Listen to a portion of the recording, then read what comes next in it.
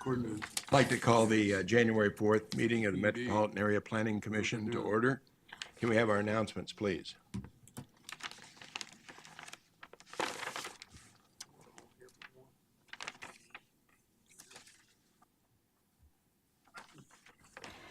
Before we begin the agenda, the Wichita-Sedgwick County Metropolitan Area Planning Commission would like to take this opportunity to welcome everyone to this public hearing.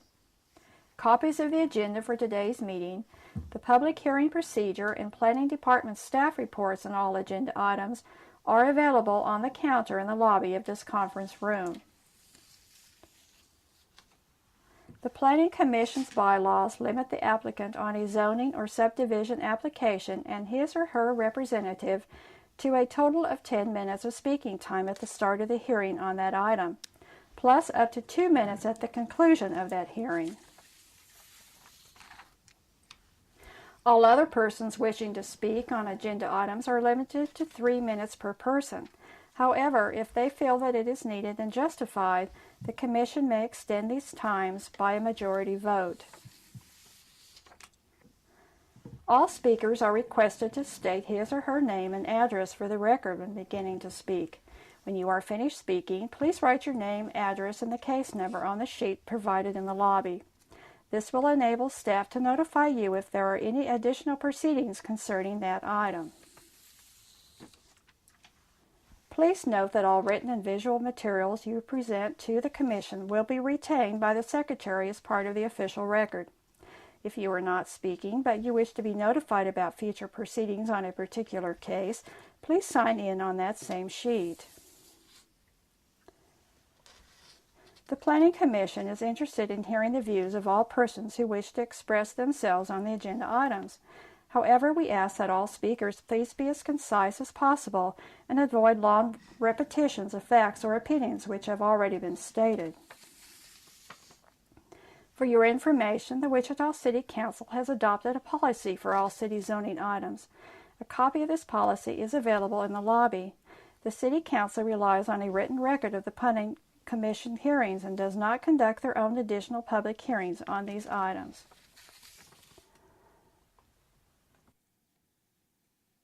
Okay.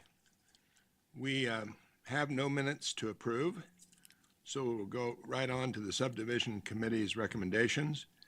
2-1, case number 41, final plat. Do we have anyone on the Commission who'd like to hear that?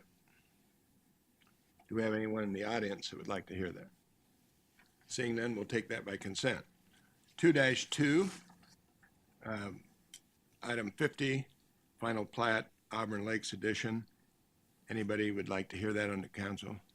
Mr. Green? We will hear that one. Let's go ahead, and we have no vacation items, so can we have a motion on 2-1? move to approve. Second.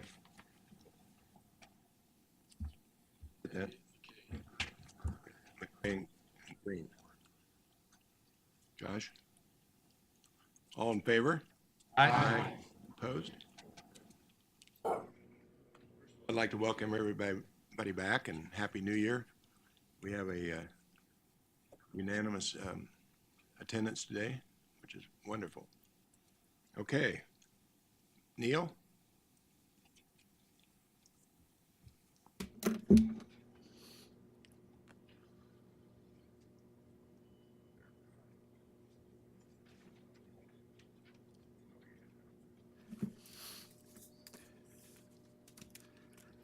Neil Straw, planning staff.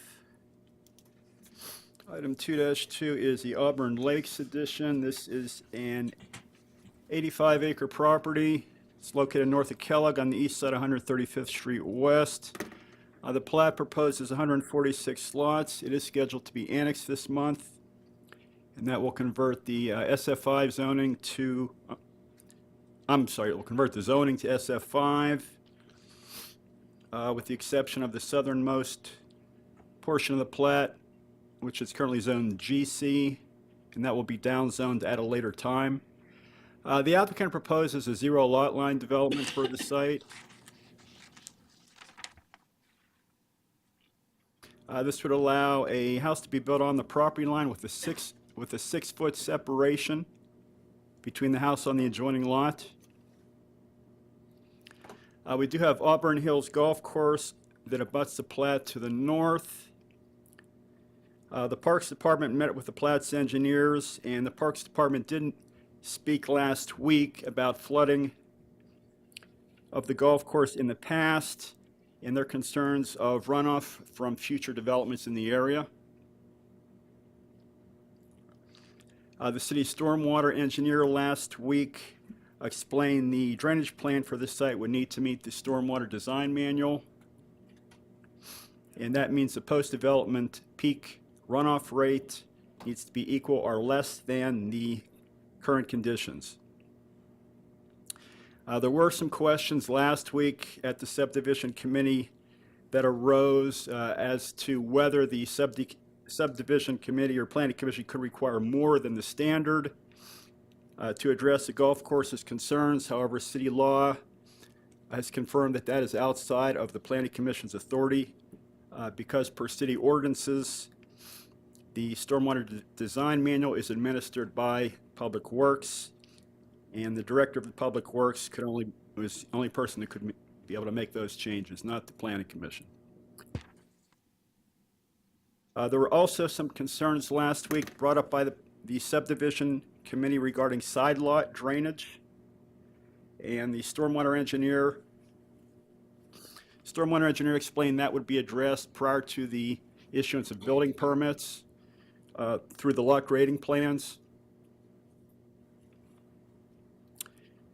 Subsequent to the subdivision meeting last week, the drainage plan, which is item D, has been approved by stormwater management, and according to that drainage report, the stormwater runoff rate post-development is slightly less than the pre-development, as the stormwater engineer explained to me.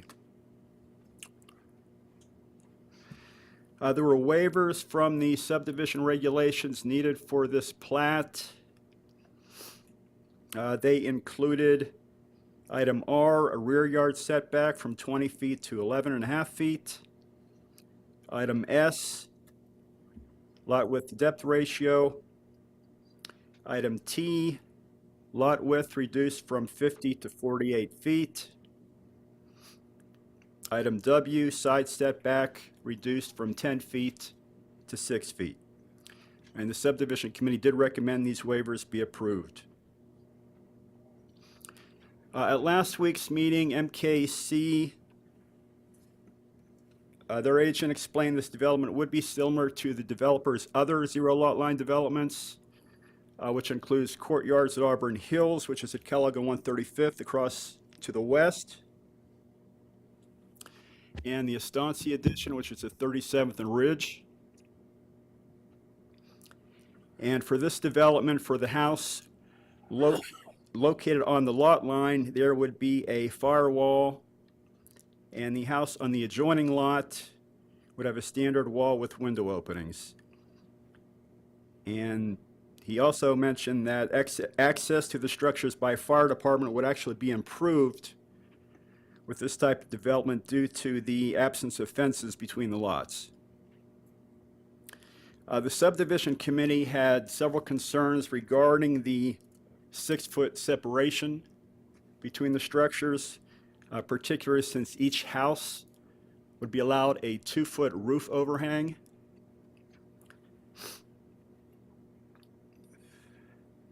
And subsequent to the subdivision meeting, I did speak with City Fire, and it turns out the applicable code regulations for the zero lot line dwellings are not contained in the fire code, but the building code.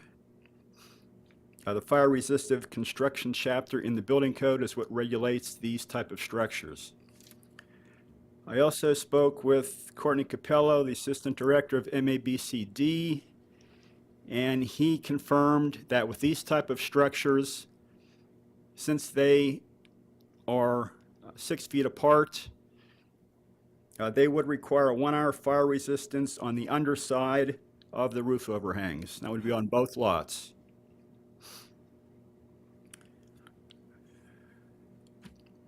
Last week, the subdivision committee did recommend the plat to be approved by a vote of 5-1. And we have representatives here today from City Fire, MABCD, and Stormwater, if there's any questions. Questions for staff? Any questions for staff? I've got one on, for fire, for the closeness and for access for the fire department to get to different places on the property for the fire protection. Are they satisfied that other things are okay then?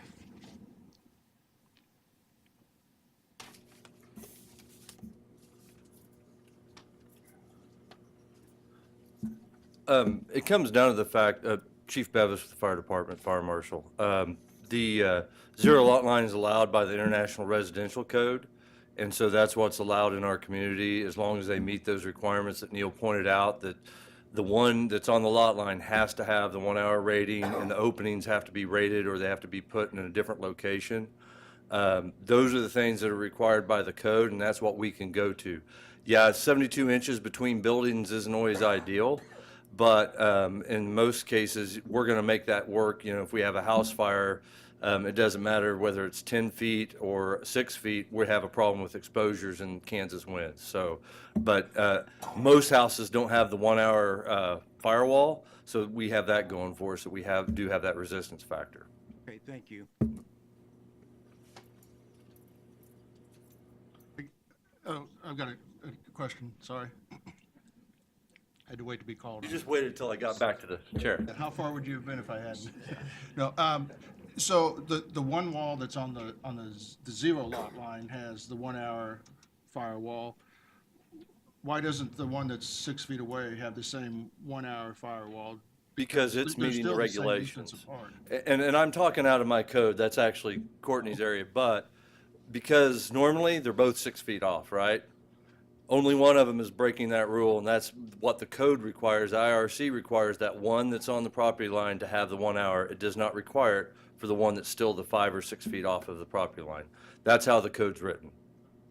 But knowing that that wall is still just 6 feet away, I don't understand why the zero lot would need the 1 hour if the one that's 6 feet away doesn't need the 1 hour. You'd have to ask the ICC that.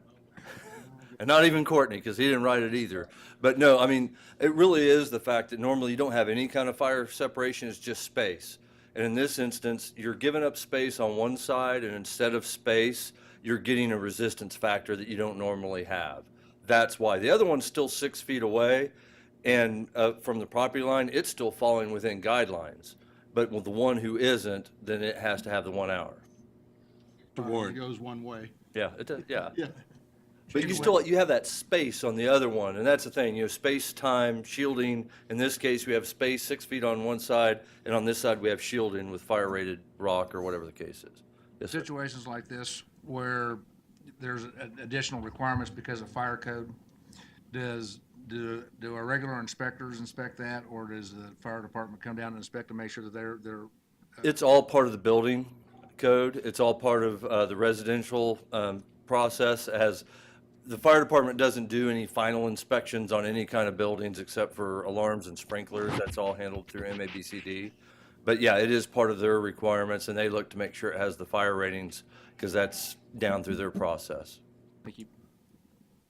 Is the wall on the property line or the overhang? Both. I'm sorry. I thought you were meaning which ones are fire resistant.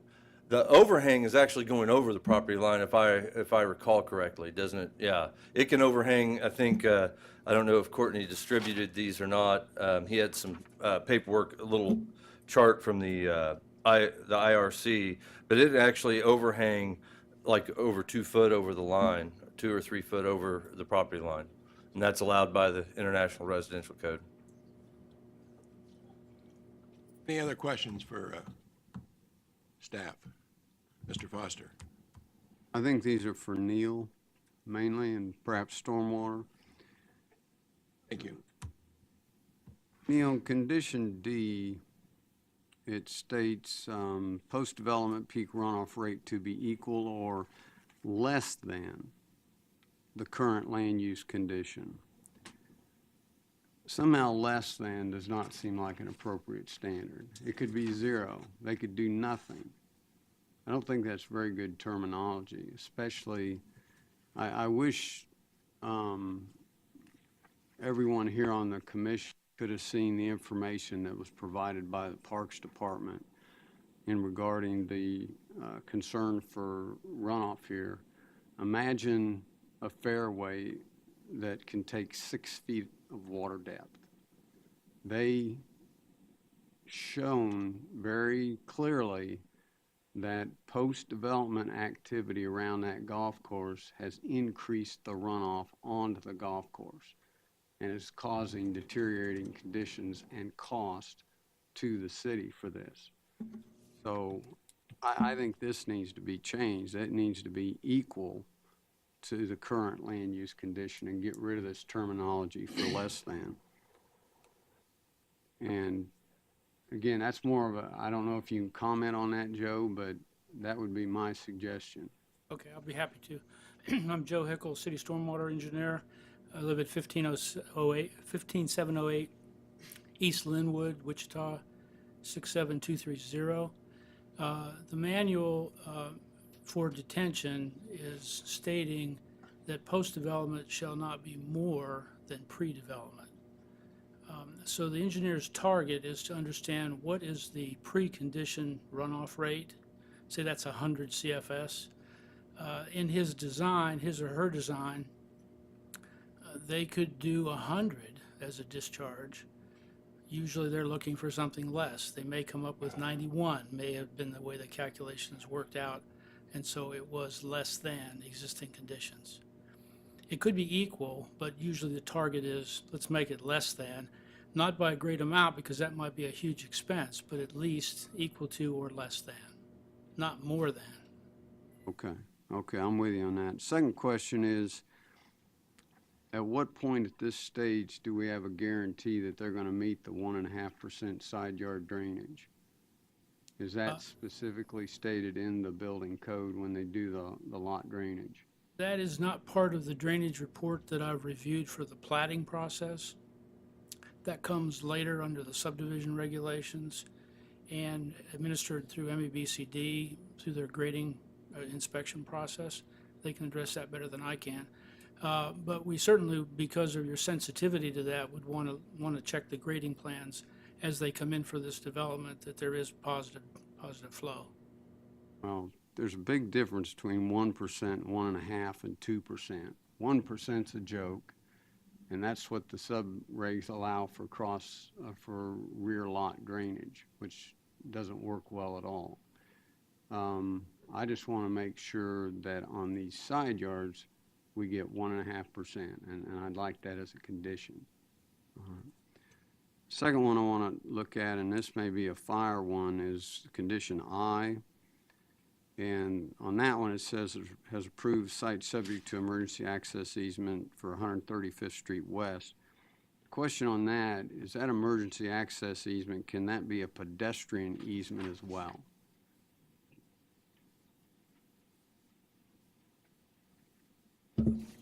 The pedestrian use wouldn't really matter to us. The whole point of that emergency access easement is the fact that until this fully develops, we don't have the two separated entrances or access for the fire department because they have over 30 units in the property that we've talked about before in Sub D.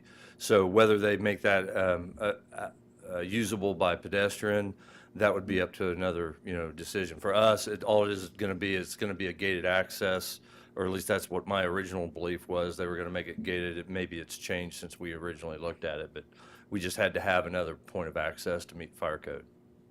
So it would be possible to add a stipulation this could serve as a pedestrian easement as well. It would not be against anything in our code, that's for sure. Any other questions? John?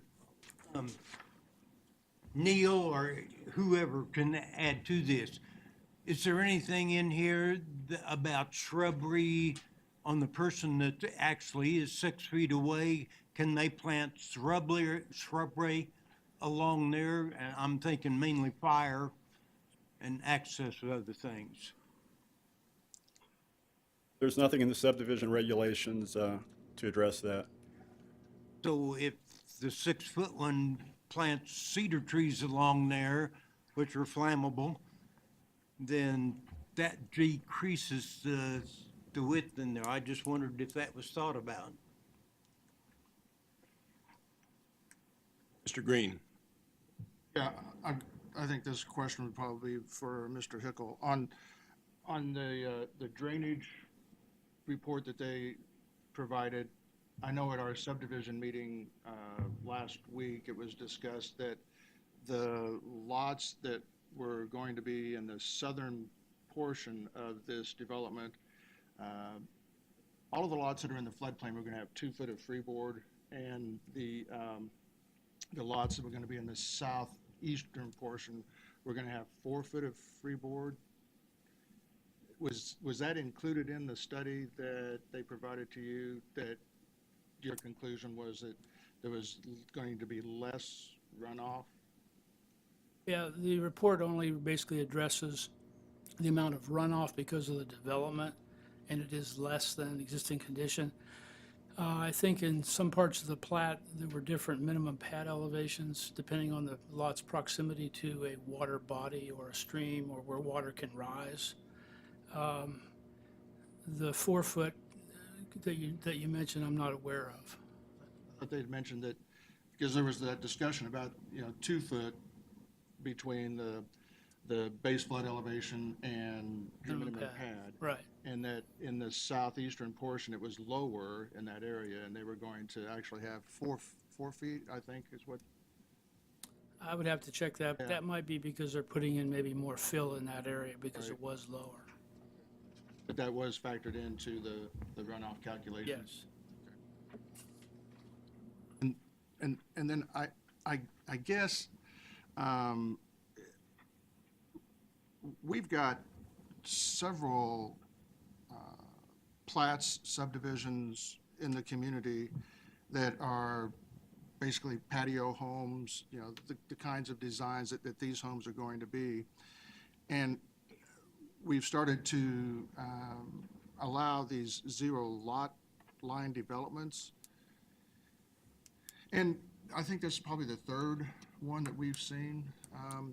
Is there something that we as maybe the subdivision committee or the commission should take a look at and maybe address these issues rather than having every time that one of these developments comes in, we have to waive for example, the minimum lot width, the lot width to depth ratios, where we have the side yard setback that we have to waive to allow the zero lot, and then 6 foot on the other side. The rear lot development, the rear lot lines are being narrowed down. Are these things that instead of having to waive them all the time, is there some way that we can develop these into our development process? That'd be a good topic for our commission workshop.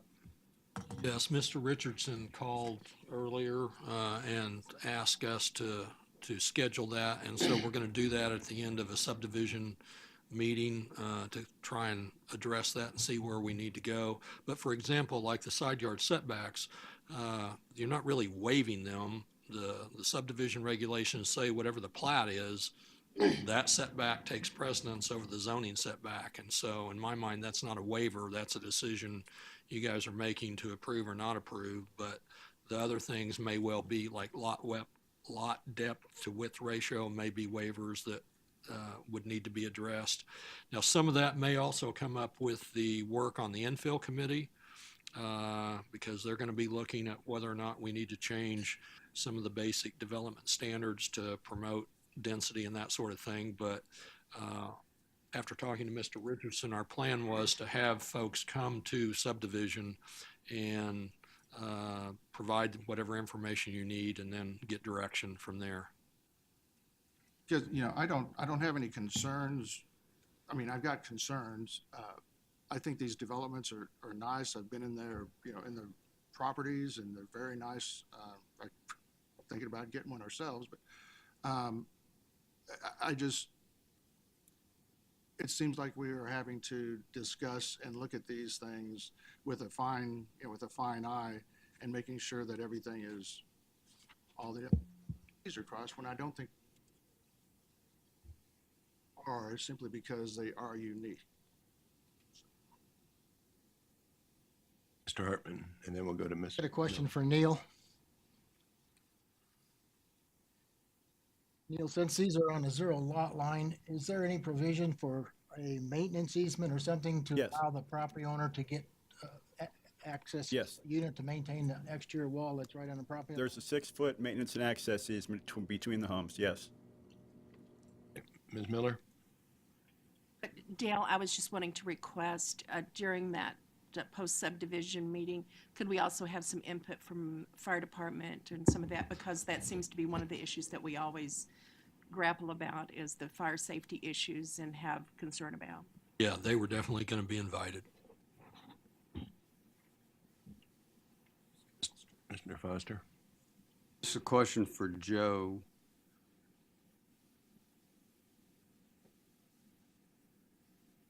John, condition AA, it references there was a correction in the platter's text, provided that no fill be placed within said drainage reserves.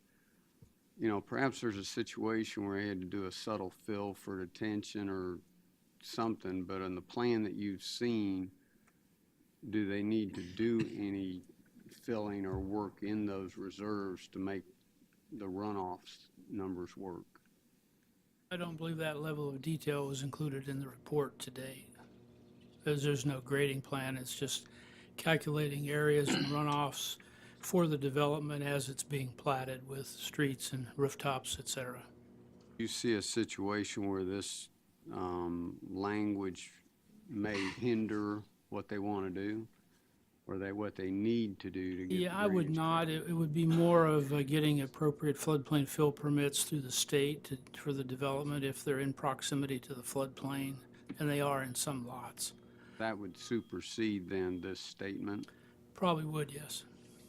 And just one final thought on EE, it references applicable city or county engineer and unobstructed to allow for the conveyance of stormwater. I would suggest adding in accordance with the stormwater design manual. Sounds like you just want to get the runoff away from the site, whereas I think it has to have a standard there per the stormwater design manual. I would concur. That's a good idea. Any other questions? I just had a quick question for Neil. Since we're granting a variance on the rear yard setback, would my errant golf ball have any restrictions? You're an awful powerful hitter if you can get those houses in that golf. Oh, okay. All right, thank you. That's actually, the setbacks are actually established with the plat, so there's not really, I think like Dale said, it's not really a waiver anyway. All right, do we have anyone from the owner applicant like to speak?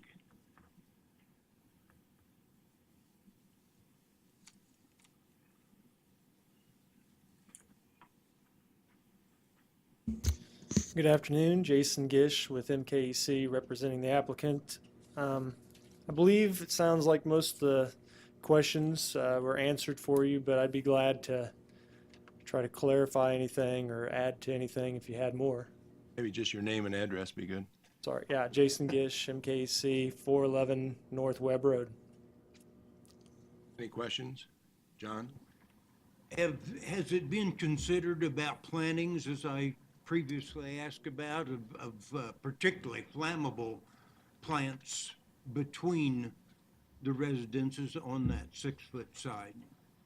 Sure, I don't know that anybody's thought about it any differently in this kind of home design than they would in any other neighborhood, so I can't say that there's been any considerations for that. Okay. Any other questions? Mr. Foster, and you'll be next. Jason, I'd be curious your thoughts on item I about the emergency access. One of the concerns I had is we're allowing over 1,600 foot of distance, and you look in there for connectivity and pedestrian access, and you don't see good connection. to adjacent development, does it make sense to provide for pedestrian access in those emergency access easements? For pedestrian access, and I don't think there's anything that prohibits a pedestrian from traveling through the emergency access, except for typically there's a vehicular gate, if you will. So that would be, I guess, the only thing is we're not opposed to it necessarily. There might be some concerns from our client. Let me just point to this. I don't know that there's any problem with, from this point right here, this emergency access out onto 135th, serving as a pedestrian way. It doesn't happen to be very far away, and I can appreciate your comments. I mean, this is less than ideal on connectivity, but it's kind of the remnant, or what you get when you have remnant land that hasn't been developed and there's development that's kind of around it. It starts to impact. But we did work with the commercial platter that you, on this development for the commercial piece that you recently have looked at. And that's why and through the fire department, we worked out a way to tie into an access point down here so that when this development gets to a phase, it gets kind of to here, we've talked to fire. Once we kind of get past this point, this emergency access becomes a critical tie-in point. I would be a little uncertain if we want to have everyday pedestrian access through there. I personally kind of like the idea if you're trying to get to a commercial area, but I don't, there's a lot of people that would be opposed to that idea, the way they think. And so I'll leave it at that, but I don't know if that adequately answers what you're after. I don't think it hurts to add it to the condition and gives the flexibility should the homeowner see a need for it. Any other questions? Wait a minute, I think I had Mr. Hartman first. Jason, on these units, in the past, a lot of the zero lot lines had patios and openings on the side of the unit. Are these designed that way as well? So this is a franchise type community, and Epcon, the company that designs the floor plans, they have what they call side courtyard plans and rear load courtyard plans. So if you go look in some of the existing subdivisions, you'll often find that some of the rear load courtyards that open up into larger viewing vistas like drainage ways. And so I could see homes that are back here, for instance, looking out into these reserves. There's a very good chance that those owners or buyers would select that rear focus plan. But oftentimes here where you're a little closer to your neighbor, and keep in mind that the whole side courtyard and the reason for the space and why they ask for that is because it really makes a difference on how that courtyard space feels and the privacy of it. So it's integral to their design and their concept. And so those side courtyard plans end up being a lot of time used on these internal blocks, if you will. Back to the comment on pedestrian access, these are, in fact, as I understand it, public streets. Yes. So we're not restricting anybody in the world who can drive in there with a car. I'm not sure why we would be reluctant to restrict pedestrians, and if we're talking about safety or anything else. It just seems incongruous to me that if we're going to have public streets, that we should also allow pedestrian access wherever we can. I think someplace down the road we'll wish that we had, even though this is, not in the heart of the city. Someday it may well be. So that would be my comment on that. If I might just respond, for instance, this 135th, our client specifically asked us to speak with planning and fire about this here being able to be gated, and I think it's more of from a homeowner standpoint, somewhat of a security thing, that we don't leave the back door open, so to speak. Like I said, I'm not opposed personally to having the pedestrian way there, but as it currently, what the client has asked us to do is work with planning and fire and then you to request that we have a gate. So whether it's pedestrian or vehicular, we definitely want to be able to gate that emergency access point. Okay. Dale, if you got a gated community, you can't use public public funding for the streets and infrastructure, can you? If it's a public street, you cannot gate it off so that the public can't drive through, yeah. Let me make one other clarification. The south area here, that's south of this drainage way, that is the EPCON community with the 0 lot lines. This north area will be private streets, and those would be paid for privately, built to city standards. But that is looking, these 13 lots here will be a gated community. That's what it's proposed as. It was discussed at the subdivision meeting that you were gonna have 4 foot of freeboard. So, on the Calfskin Creek, kind of a general rule of thumb was, so let's start, the FEMA would require 1 foot above the base flood elevation. The city and county, I believe, take the 1 foot and add, say, another foot. And because of the size of this basin, and what we've looked at, we typically go 3, but we're gonna do 4. So that's where that comment came from. And that text of that minimum pad for these lots that are affected by this Calfskin Creek area, that is in the plat, listed as a minimum opening. Does the paving adjacent to those houses, is that gonna be also raised up to meet that, or? you Yeah, gonna have steep typically the drives? streets do not. The streets generally though are above the 100-year.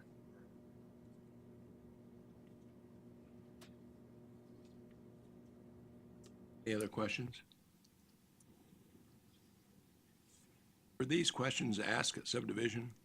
A lot of them were, We're being somewhat repetitious. but we didn't have answers for like the fire and the drainage. They just received the drainage plat. Okay, anybody from the audience like to speak on this matter? Seeing none, we'll bring it back to the commission. I move we approve subject to staff comments. Moved by Mr. McKay, seconded by Mr. Bill Johnson. Any more discussion? Seeing none, all in favor? Aye. Oh, Mr., retract that. You gotta shout sometimes. Under Foster. requesting some clarifications to the conditions. One is to ensure the 1.5% side yard drainage, since it's not certain that that's going to be provided through the building code effort. The second would be in item I to expand that it would not only serve emergency access easement, but could be utilized as a pedestrian easement.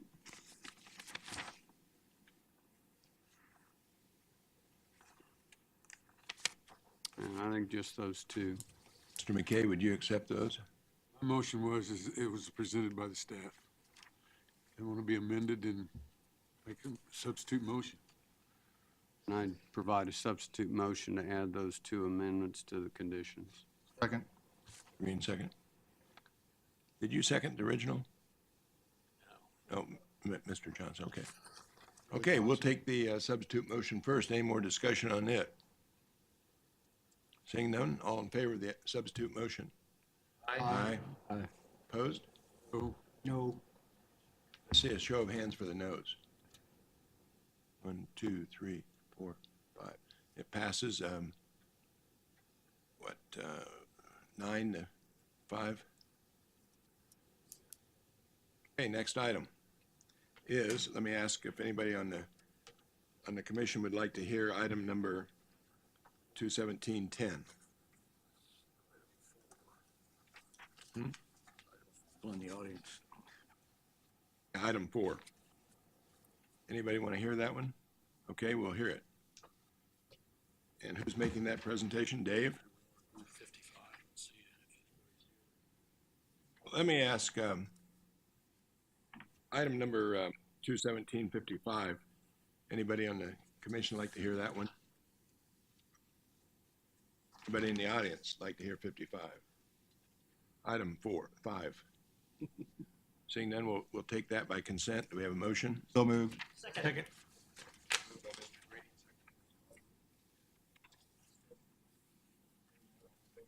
Aye.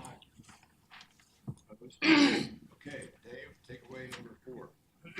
Thank you, Mr. Chairman. Dave Erup, planning staff.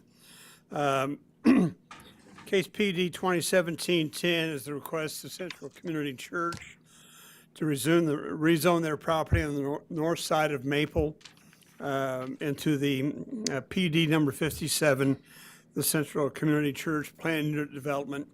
You can see some from our map, the location, the big ditch is roughly right here on the west side of the property. The church owns virtually all of this land, but we've outlined in blue the area that's the subject to this rezoning. That's an aerial of the property in question. You can see for the most part, this basically just is a big open field that is what is being proposed to be developed by this PUD. Shows the comprehensive plan identifying it as prime for new residential, but it's within the urban core area, the central area. And here's the site plan that was included in your staff report of what is actually being proposed. This property has been a plat submitted. The main item on the plat is the creation of what is now proposed to be a public street called Hope Street, coming in off of Maple and moving north into the property, roughly along the existing parking lot is over in this area, so we're more parking in this area of their parking lot around the church. The street will come north around the lake and then into the cul-de-sac, kind of the center of the property, and opening up into the land. There's really only 4 lots, 2 lots to the north that are primarily used for, as by this PUD, residential development of a mixture of uses. We'll talk about that in a second. The other lot, identified as Lot 3, that is west of the new street and covers the southwest portion of the property all the way to the west property line and south to Maple, is covered by a mixture of non-residential uses, a proposed event center that also is requested by the PUD to be able to have alcohol, and therefore, under the zoning laws, it becomes a nightclub in the city, and that's what it says. I know there's been a lot of publicity about the church creating a nightclub, and that's created a lot of community interest, but it's just the way the laws are structured in not only the city regulations, but it's also how the state manages those kind of licenses, that it becomes drinking establishments and things of that nature. They also have an outdoor amphitheater proposed immediately south of their event center. They would retain the pond for drainage purposes. And then on the far southwest portion of the property, right along the north side of Maple, is the location where they are proposing ultimately a school that provides all the way from kindergarten through high school. And then a large north area, north of that would be the area for the soccer field. That would be along the western portion of the property. The residential development to the north is intended to be an exclusive rental community, mixture of single-family homes, duplexes, other patterns, and also potentially some apartment property on the kind of the northeast quadrant of the property. That will be, and as was presented at the DAB meeting Tuesday night, they are pursuing housing tax credits through the state of Kansas, through the Housing Resources Corp. And if that happens, there may be a mixture of rental units in here based on income levels, but this is not a low-income issue. It's targeted primarily from what we understand to be aimed towards an elderly population, which anymore is 55 and above, which means I qualify. But it's targeted primarily to empty nesters. This is not assisted living. This is still independent living. It's just that we're dealing with units that are targeted toward folks who are not interested in mowing grass and shoveling snow and things of that nature. The language in the PUD, we've had a couple of issues raised with respect to what it is we want to see specifically in that language. Within your staff report, we've identified primarily 3 issues, 2 big ones that are at issue. One, they are requesting the monument signs and other signs that will occur in this project to be allowed to a maximum height of 25 feet. Per the sign code, our recommendation is 20. I think you'll get a presentation and an argument to try to ask that to be allowed to remain at 25 feet. The other one had to deal with the architectural control standards. There is language in your staff report that we have presented to you. Subsequent to that going out, we've had quite an extensive dialogue with the agent, and through that, the church committee. They've come back with alternative language, and it will be handed out a proposal of new language that would be for, I think, within the PUD, what we call condition or general provision 12. There's new language. You'll get a handout that in a second on what that is. Long story short, the DAB recommended approval unanimously as proposed. We are recommending approval of the PUD as presented with the modifications in the staff report, and will be supplemented in general provision here shortly regarding architectural controls. The issue with that was the church wanted to have their own architectural committee that would deal with those standards, and essentially punt that to them, let them make the decisions, and the city enforce that. And that's just not something that we do. The city does not enforce private covenants.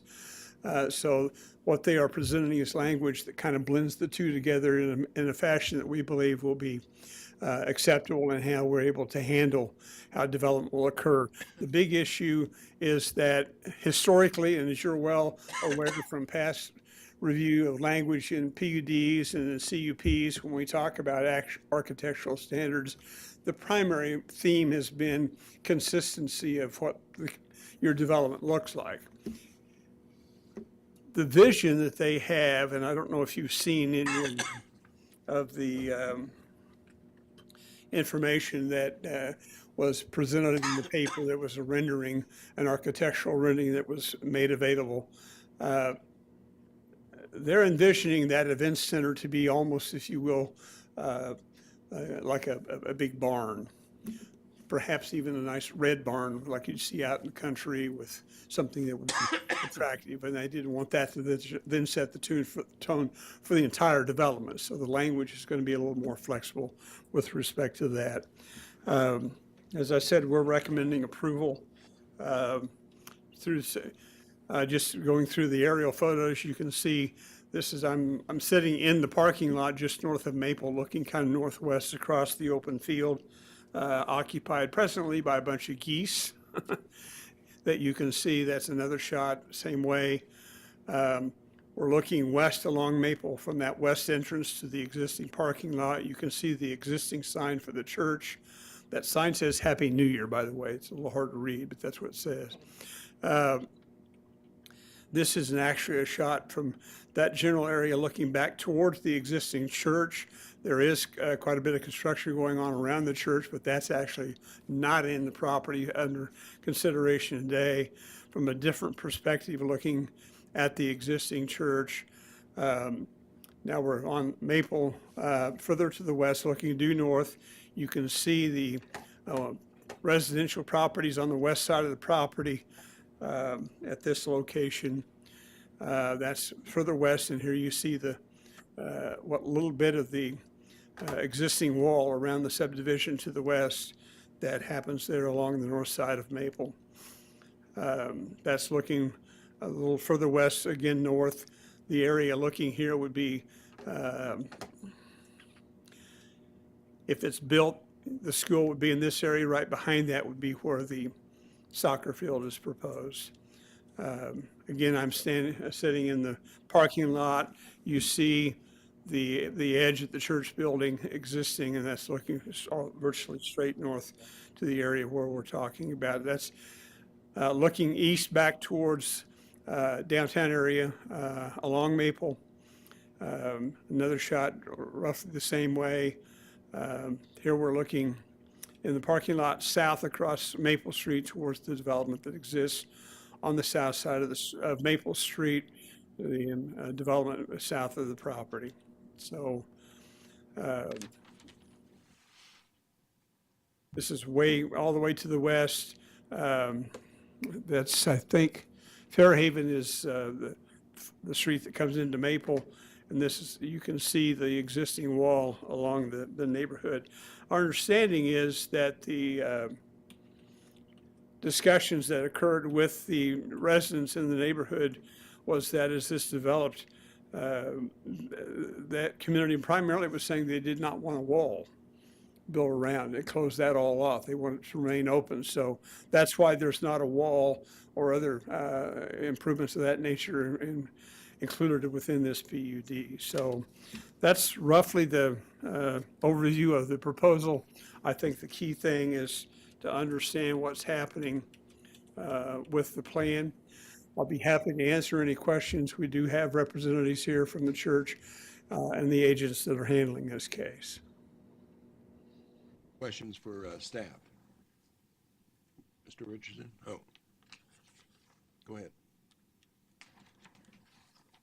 I've got some questions regarding, the first one would be provision 6B.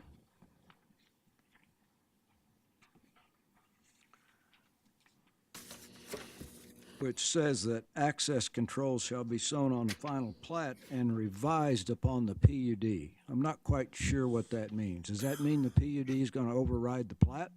No. I think the main issue on access had to do with access coming off of Douglas Circle through the residential development to the west.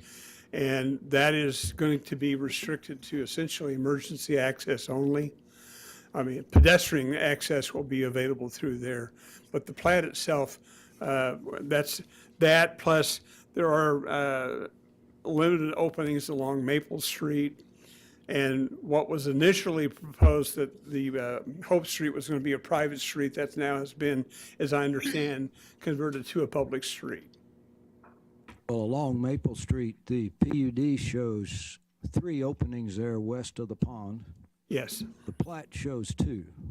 My concern is that with this language, whatever gets drawn on the PUD will override the plat. Well, the intent will be it needs to be modified to the same thing. The intent was the plating process would set the number of openings along Maple.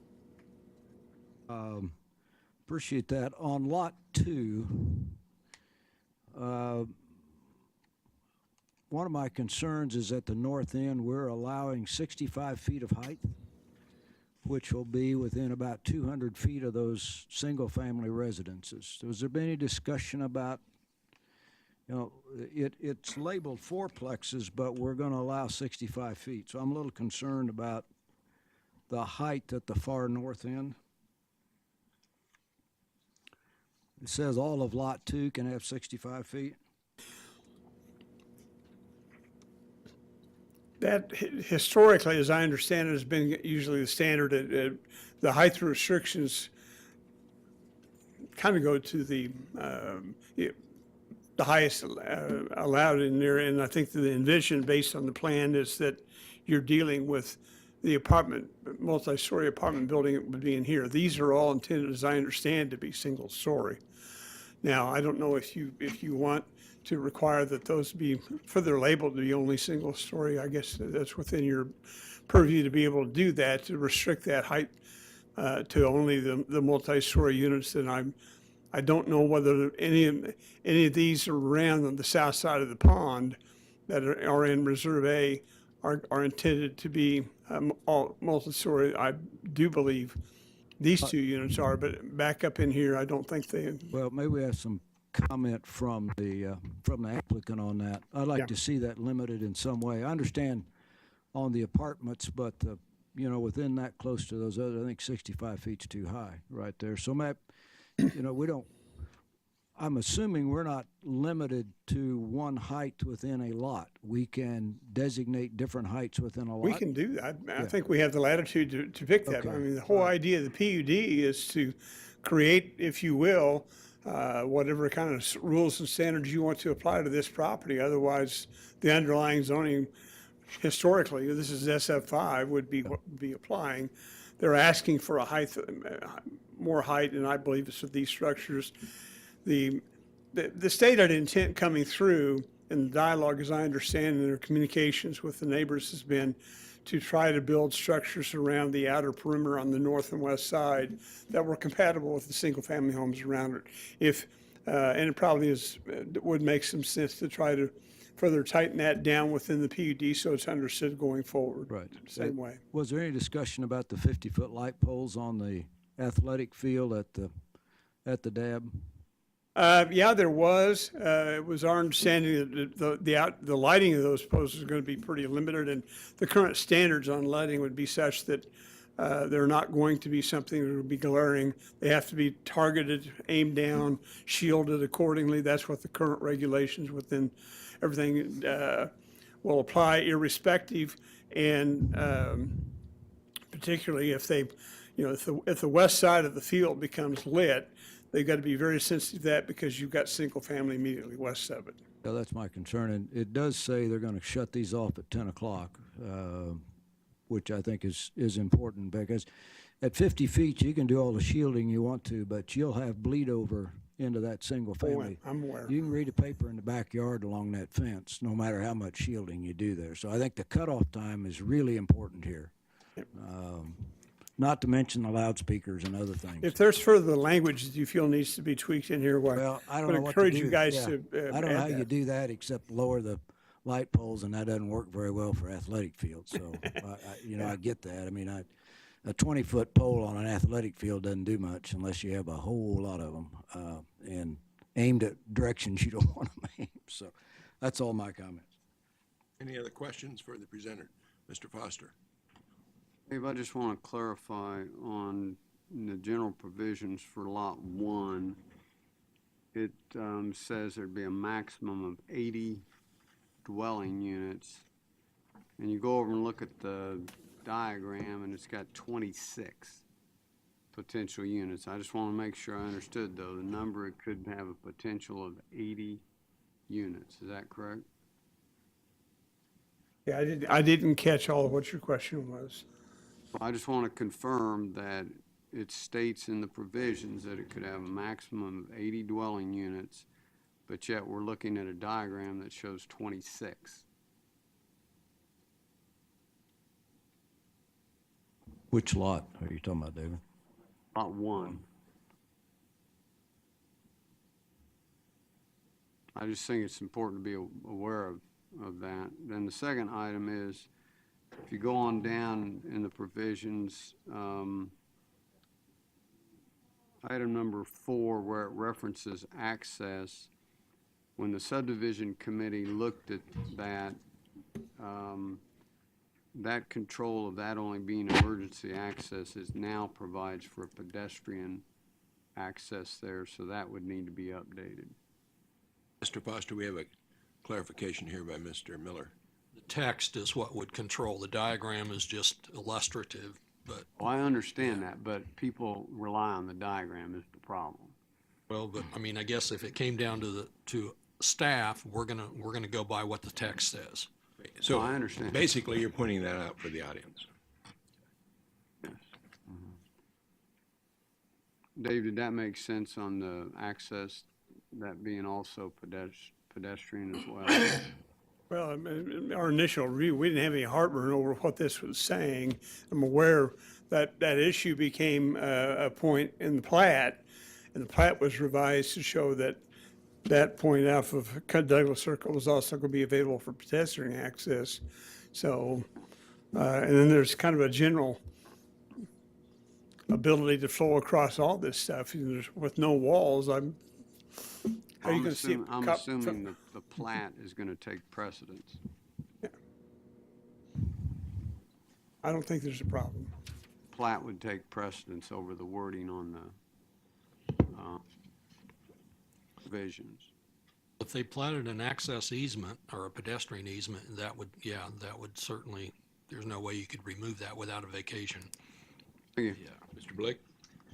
This might not be a concern, but it's just observation. I don't know if it's a concern or not, but I noticed the northeast corner is the Wichita Valley Center. Is there any input from the that board or committee over that, if there's any concerns or not that came up about? We've heard nothing from him regarding the plat or this development. So I've not gone out of my way to pursue that, but no. Okay, I was just wondering that. Any other questions for staff? Seeing none, would the agent or applicant like to make a comment? You have 10 minutes for presentation. Good afternoon, Commissioners. My name is Chris Baum from Garver, 924 North Main here in Wichita, Kansas.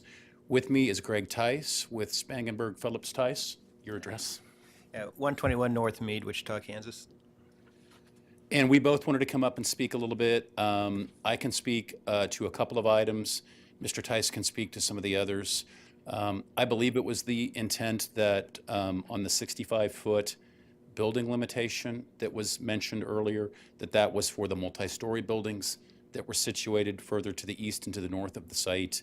And I'm assuming if there's clarification you want to define that, we'd be open to that idea. The other issue was the pedestrian access, and there was discussion about just allowing blanket pedestrian access through the facility. So without any prescriptive, on the PUD at least, any prescriptive requirements for allowing pedestrian access.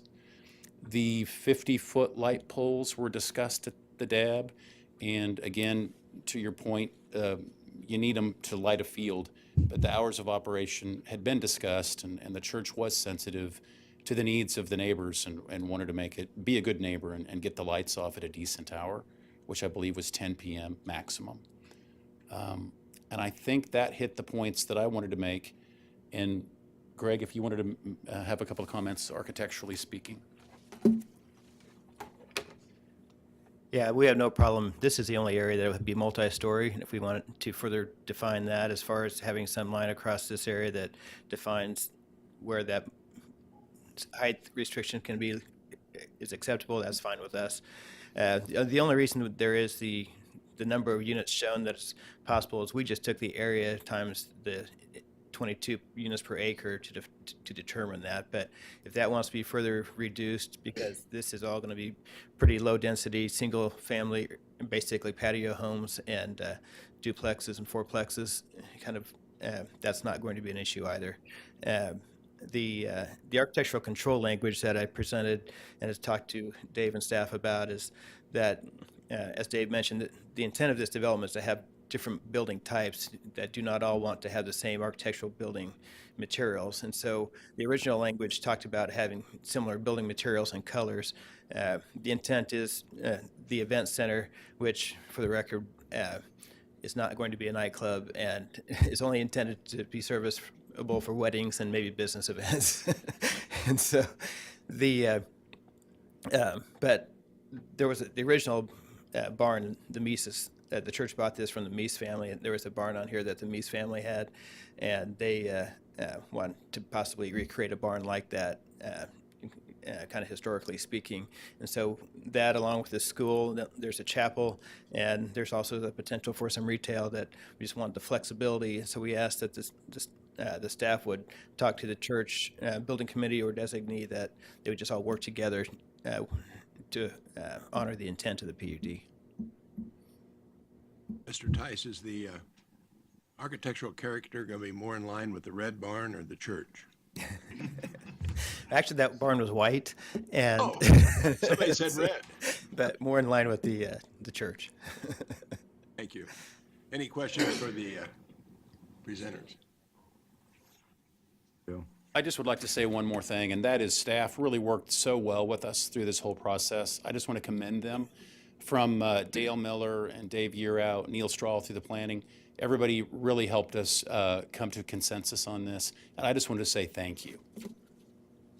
Anybody from the applicant like to Joe, speak? Joe, I got a question. I got a comment. They still got some time. Is the applicant? I got a question for the applicant. Yes, sir. Okay, no one wants to speak from the owner standpoint? I understand.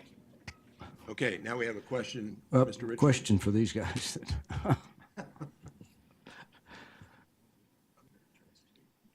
So we could, for the building heights, we could perhaps call out those two large buildings at 65 feet and simply make the others 30 feet, which is the same as the lot one around the outside. That's what I would suggest. Instead of saying one story, let's leave it at 30 feet, which allows you the flexibility for 2 stories if that might work out. So if we could have the staff work with them on that language, I think that'd be good. So are you saying that we would draw basically a line across this area right here and say anything in that area Yeah, can be someplace that height? like, right, yeah. Okay, Yeah. that's fine. Thank you. Mr. Blick? Question with that on that same question with the parking lot that's on that northeast corner. Is it gonna drain into the retention pond, or is it just gonna flow off into behind it somewhere? Yeah, we can't drain anything back towards the big ditch. Okay. So, yeah.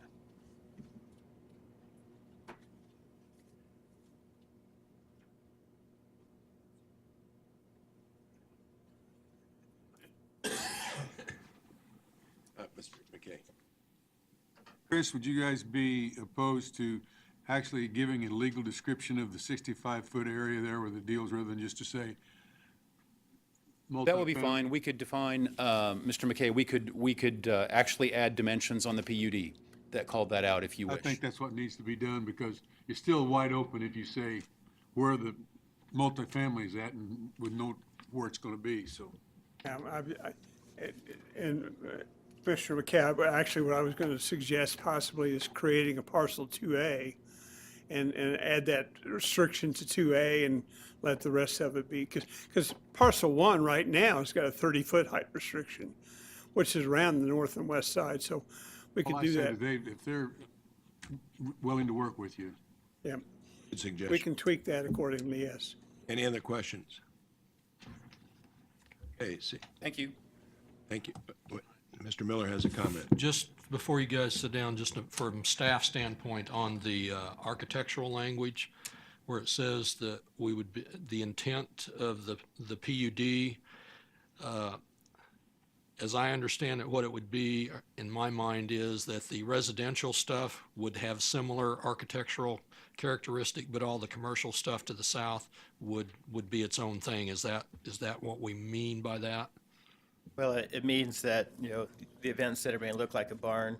The houses may have different character than what's up front, but then there's also the school that, the reason I was so broad in the material description is the school may have architectural metal panels on it, but we won't have that on the chapel. And the chapel may have a slate roof, but not a composition. Right, that's what I mean, is the stuff that's not residential would have, each building could be its own thing, but the residential stuff would have some similar, Yeah. okay. Thank you, Mr. Miller, for that clarification. Okay. Anybody in the audience that'd like to speak on this? Come forward, state your name and address.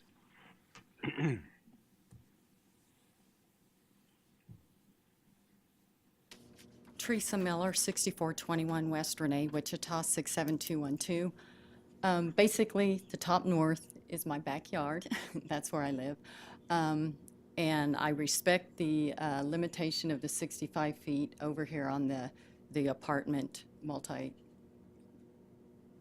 the apartment complex. My concern is not limiting the ones around the perimeter to a single dwelling.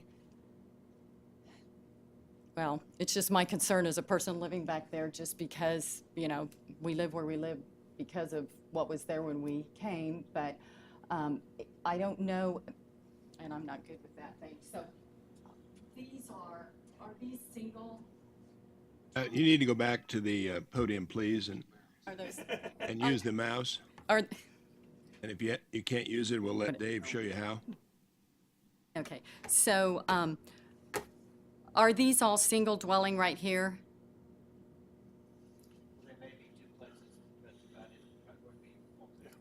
Okay, so then the ones back here, are those like fourplexes? Greg, could you go to the podium to answer the question? I guess. And then would those be taller than, No, the intent, okay, I probably need to speak to okay, that. The intent that is that there will be fourplexes probably in this area. These will be more patio homes / duplexes, maybe fourplexes as well. Hasn't been determined yet.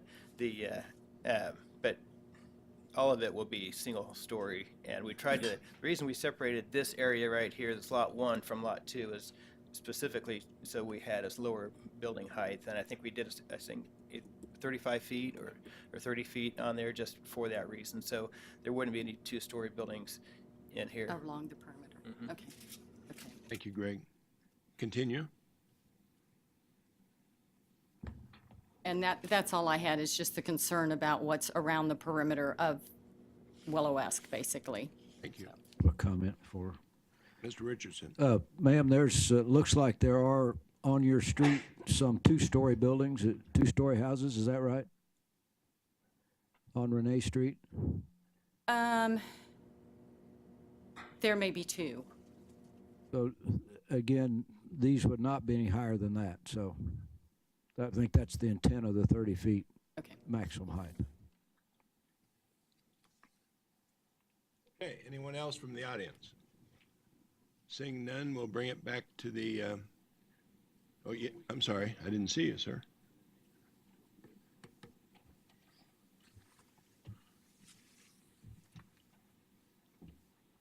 I appreciate you letting me speak. Wasn't on the agenda, so I didn't think I could do that.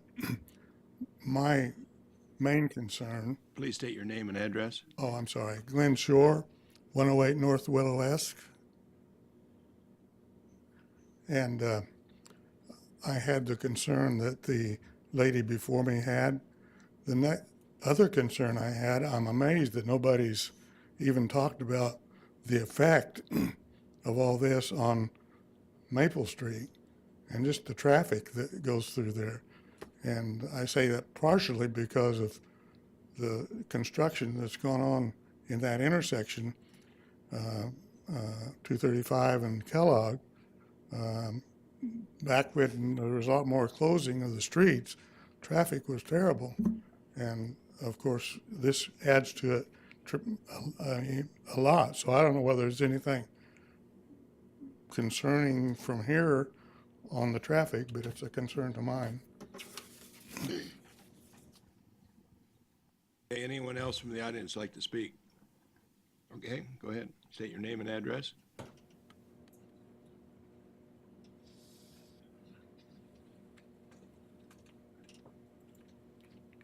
My name is Joan Flynn. I live at 6719 Laconia Circle, 67209 here in Wichita. One of my concerns is, and this was brought up also, we bought our homes knowing that there was that empty lot and knowing that it was quiet and knowing that I mean, I've been there 25 years and there's nothing been built on it. So you assume, and I know we shouldn't assume, but we do, we assume that it's going to stay an empty lot. So my concern is what this is going to do to our property values in Willow-esque.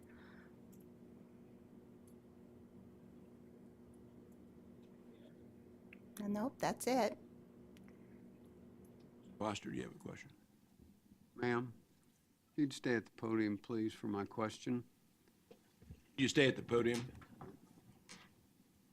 think you're the right person to ask this question. I've written and made notes here about a concern for noise, and I'm surprised. I suspect that came up from the DAB, but, you know, soccer games, amphitheater, school, and all that, there's going to be a lot of noise. Not a fan. And has there been discussion on that? What are the concerns? I don't know about other neighbors, so I can't really speak to them. I can only speak to my husband and I. We don't back up right to that field, but we're not that far off. We're probably less than a block from that empty field. And I'm very concerned about light, noise, even with just the church being over there. They every once in a great while light it up like a Christmas tree, and it's annoying. And maybe I'm being selfish, but it's annoying. And when I hear that there's going to be a sports field and that there's going to be an amphitheater, I was reading in the handout that I got that the amphitheater would close at midnight. Gosh, you know, we have kids in that neighborhood that don't stay up till midnight. And I am very concerned about the noise. Right now, the church is quiet. And I can't say much more than that. The church is quiet. I know they have lots and lots of events, but they all take place inside the building. So, I mean, they have wonderful Christmas events. They're all inside the building. I'm sure they're noisy. I'm sure they, you know, but they're inside. So when I'm hearing amphitheater, I'm not a fan. When I'm hearing sports field, not a fan. Hence my property value. What is that going to do to that? The school actually causes me less concern, because at least it's only open during the day and not on the weekends, and thank goodness they're not there in the summer. So, so I'm back to the property values. Thank you. Any other questions? Okay, anyone else like to speak? No, just a minute, Greg.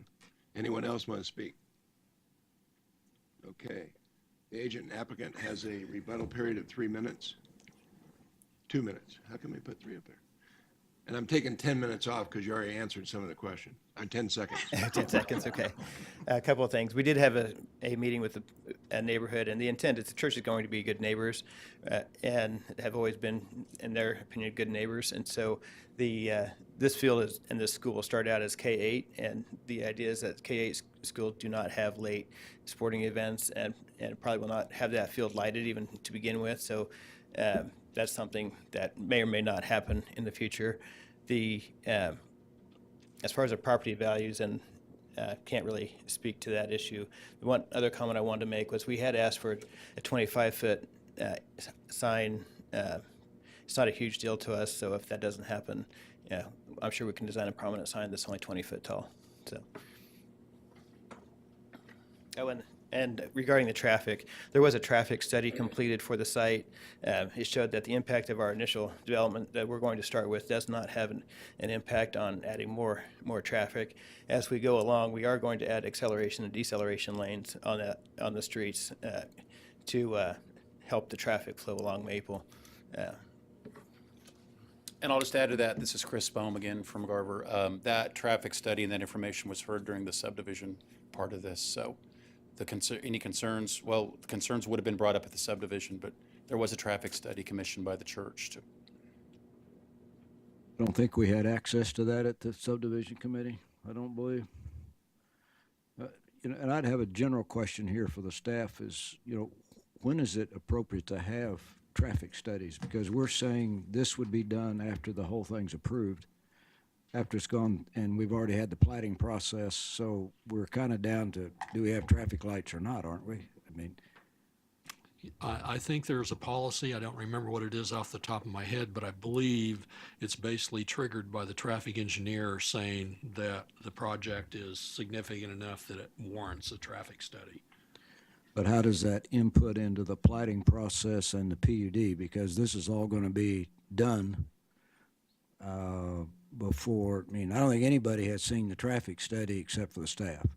We did not see it in the subdivision committee. I don't know, Dave, did you see it at all?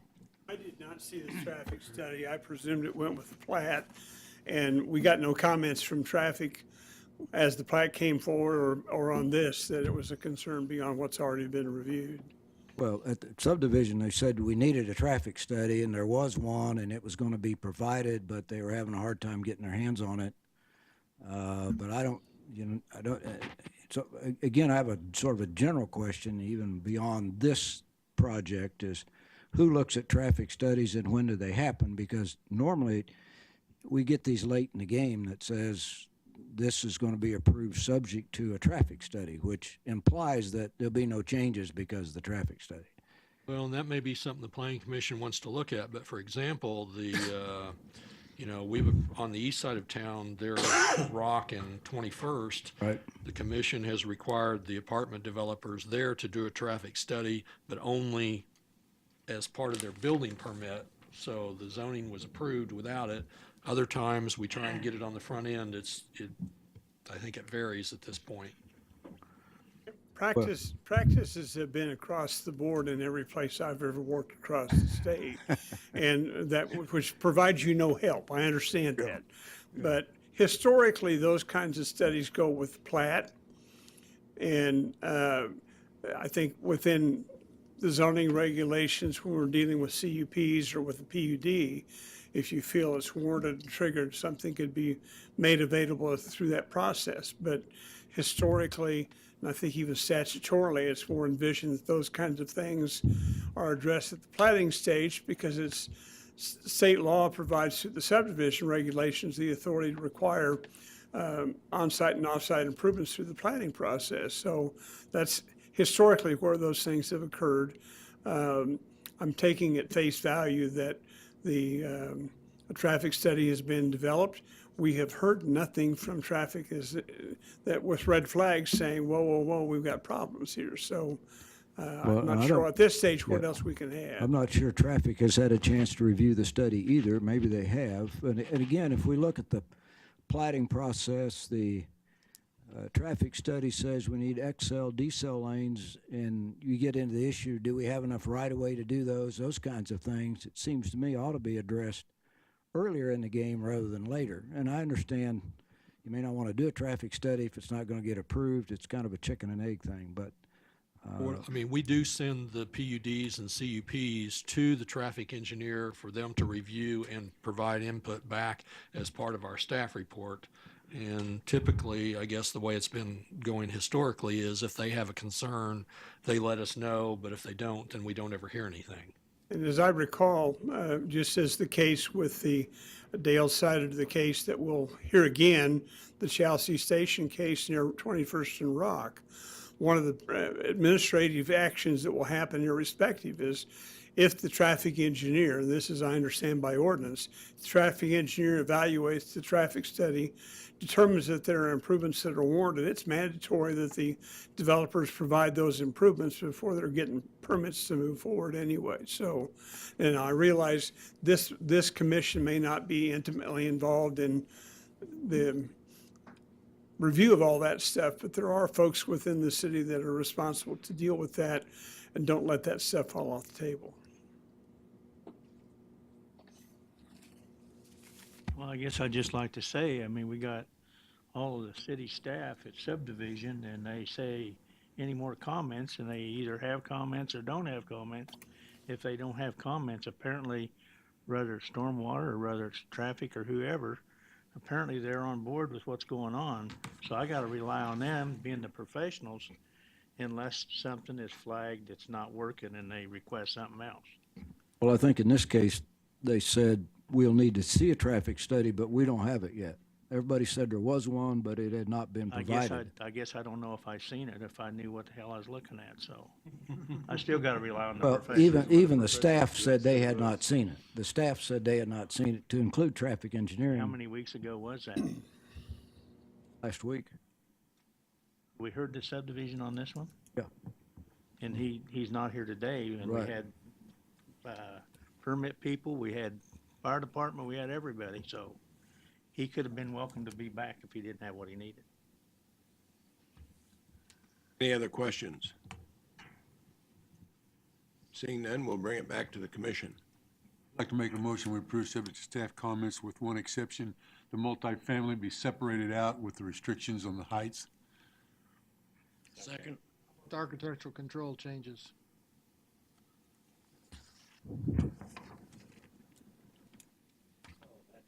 Provision 11.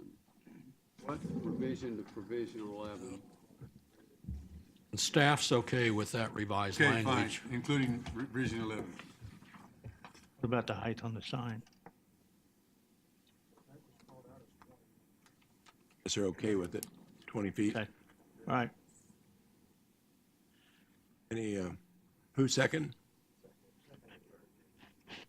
Mr. Dool seconded Mr. McKay's first, and now we're gonna have discussion. Mr. Foster. Dave, this question is for you. I still want to come back to the noise issue. West of here, over on, let's see, where you have the Target, and there's an elementary school right near that.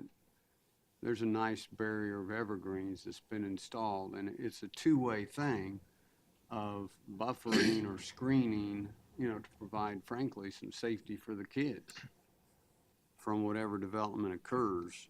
My question is, if you, first looking at this, you'd think if it's going to follow the landscape ordinance, it would require solid screening along there. And so, frankly, that's what I assumed was going to be there, either a wall or a fence of some sort. And then I was going to say, well, if you follow the landscape ordinance and you've only got one tree every 40 feet, if you've got that screening, it really doesn't do much to buffer or benefit that issue of concern for neighbors. And even if you do no solid screening, you get one tree per 30 feet and 5 shrubs along there per 30 feet. Now, the shrubs typically die, so you're not going to get much benefit in terms of buffering. My question is, in the course of this, are you comfortable that the idea is for this to be open flow back and forth between the two neighborhoods? That the screening is really not an issue? That's my question. Well, if you're directing it to me, my answer would be yes. I've got to take at face value that the church met with the neighborhood to the west, and the conclusion between, a consensus between the church and the neighborhood was they did not want solid screening. They did not want that to be anything except open. Within the latitude of the PUD, we have the ability to basically set those standards, and that's what's being proposed here. So I understand that, that historically we've tried to create those kind of screening buffers between more intensive developments and single-family developments that exist, but one size fits all doesn't always work, and that's what we're hearing here. So in terms of a direct question, yes, I'm comfortable with it as proposed. I do not see a problem. Now, will that mean somebody may come back later and say, gee, I wish? Well, the other side of the coin, if you will, would be, well, if you've got a property owner on the west side that wants a solid buffer, they can put one up on their property. There's nothing wrong with that. But it's not being proposed here, and we've not heard back from anybody saying, no, we want that back in there at all. So I'm comfortable with it. Mr. Warren. Now, the motion as presented was for a 20-foot limit on the signage. Is that correct? The staff recommendation. I would, my thinking on that is, from a traffic standpoint, a bigger sign is easier to read, less likely someone's gonna be slamming on the brakes when they're coming in. So I would make a substitute motion, basically as presented, except that with the provision that the sign would be allowed to go to 25 foot. Might go higher. Go from 20 foot to 25 foot. I'd second that. Or you can amend the one that we accept the amendment. Will you accept the amendment? Is that okay if we Yeah, just, that'd be fine. will the second accept the Yes. amendment? I think it was Mr. Dool. Okay, any more discussion? Seeing none, all in favor? Aye. Opposed? Okay. I'd just like to compliment the applicant. I think it's a very progressive, conservative development. They'll be much appreciated on West Maple. Thank you. And with that, is there anything else to come before us? No, sir. Yeah, we got a question. Ms. Miller-Stevens? They had copies of the zoning hearing outside, and I just picked it up and scanned over it quickly. And item where it gives the procedure, it says public speaks, applicant speaks 10 minutes and public speaks 3 minutes. It said may be extended by vote of the commission. Did we not change that to where the chairman? And we're working on that. Okay. Anything else? We're adjourned.